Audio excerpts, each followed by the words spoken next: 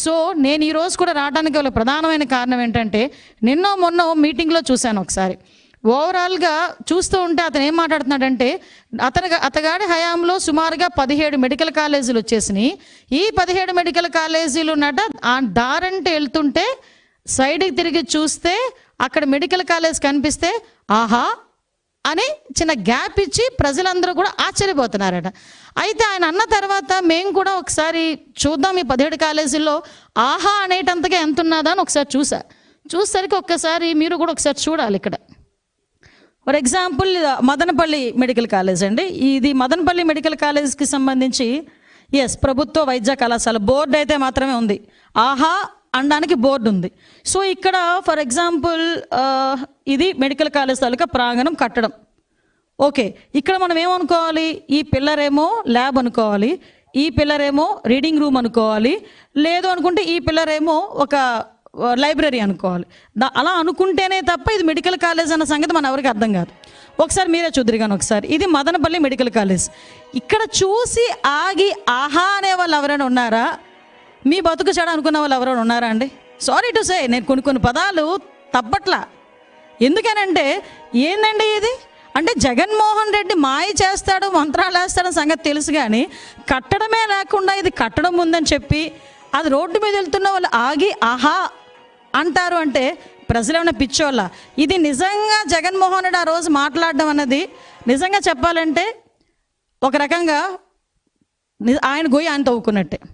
ఎందుకంటే 17 కాలేజీలు కట్టేసాము, 17 కాలేజీలు అడ్మిషన్స్ అయిపోతున్నాయి, మేము ఇలా చేసాము, ఇంతమంది ఏంటంటే ఇంకో మాజీ మంత్రి అంటాడు, ఆయనకి తెలుగు ఉండి మాట్లాడుతున్నాడు, తెలుగు లేక మాట్లాడుతున్నాడు తెలియట్లా, ఇంటికి ఒక వైద్యుడిని అందిద్దామని జగన్మోహన్ రెడ్డి అనుకున్నాడంట.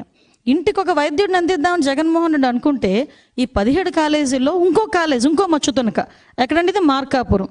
జస్ట్ చూడండి ఒకసారి ఏ స్టేజ్లో ఉందో ఒకసారి చూడండి. ఇది మార్కాపురం మెడికల్ కాలేజ్. ఇందులో అడ్మిషన్స్ అయితే ఎక్కడ కూర్చొని చదువుకుంటారు విద్యార్థులు? కనీసం ఫ్యాకల్టీ ఇవ్వడానికైనా ఒక ఆస్కారం ఉందా? ఎంత పర్సంటేజ్ ఇందులో కంప్లీట్ అయ్యి ఉంటుందో ఒకసారి ఆలోచన చేయండి.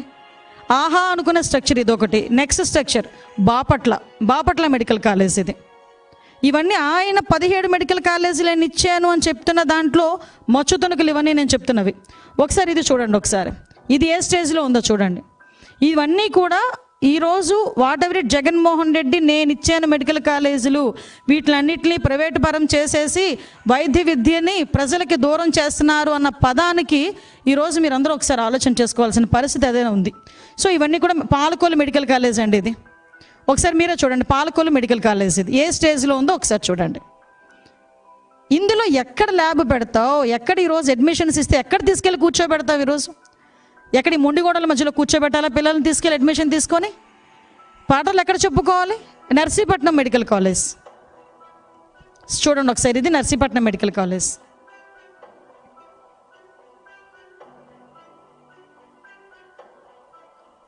ఆఖరికి సెంట్రల్ గవర్నమెంట్ కూడా ఇచ్చిన ఫండ్ని ఫుల్ ఫ్లెజ్డ్గా మీరు వినియోగించుకోలేకపోయారు అన్న ఒక స్టేట్మెంట్ కూడా ఇవ్వటం. ఇది మచిలీపట్నం మెడికల్ కాలేజ్. ఈ మెడికల్ కాలేజీలో మనం అర్థం చూస్తానండి, ఒక ల్యాబ్ ఉండదు. ఇక్కడ మీకు కూడా చెప్పాలి, ఇది మెడికల్ కాలేజ్. దీనికి సంబంధించి ఒకసారి ఇన్ఫ్రాస్ట్రక్చర్ చెక్ చేసుకోండి ఒకసారి.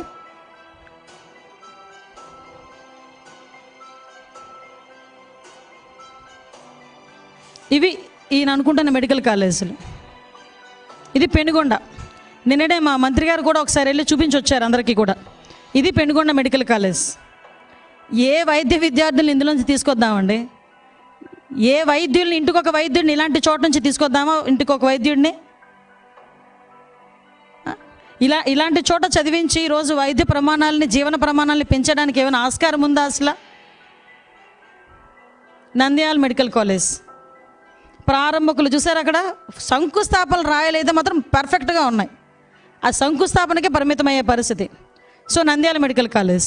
ఈ రకంగా చూసుకుంటే మ్యాక్సిమం అన్ని మెడికల్ కాలేజీలో కూడా పరిస్థితి ఇదే పరిస్థితి ఉంది మనకి. Next Rajahmundry medical college. ఇది స్టేజ్ రాజమండ్రి మెడికల్ కాలేజ్. ఆహా అనుకుని ఆగేవి ఏమైనా ఉన్నాయేమో మీరు చెప్పాలి నాకు ఒకసారి.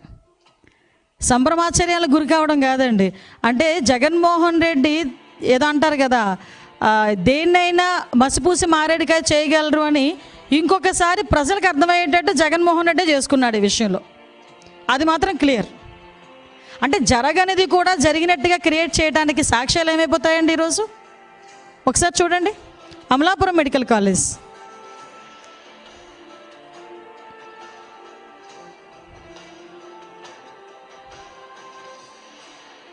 ఇది అనకాపల్లి మెడికల్ కాలేజ్, ఇది స్ట్రక్చర్.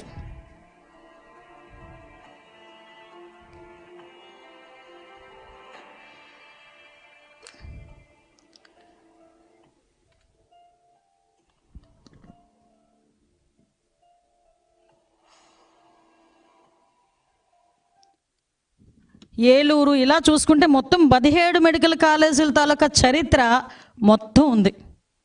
ఇలాంటి పరిస్థితుల్లో నేను మెడికల్ కాలేజీలు ఇచ్చేసాను, ఇప్పుడు చంద్రబాబు నాయుడు గారు వచ్చి వైద్య విద్యని పేదలకు దూరం చేస్తున్నారు అని నోటికొచ్చినట్టు అబద్ధాలు వల్లించడం అనేది చూస్తూ ఉంటే నిజంగా చాలా సిగ్గనిపిస్తుందండి. ఈరోజు సుమారుగా 8,500 కోట్లు మెడికల్ కాలేజ్ నిర్మాణానికి అవసరమైన మొత్తం వ్యయం అయితే ఓవరాల్గా చూసుకుంటే కేవలం 5 ఏళ్లలో ఖర్చు పెట్టింది 1,450 కోట్లు.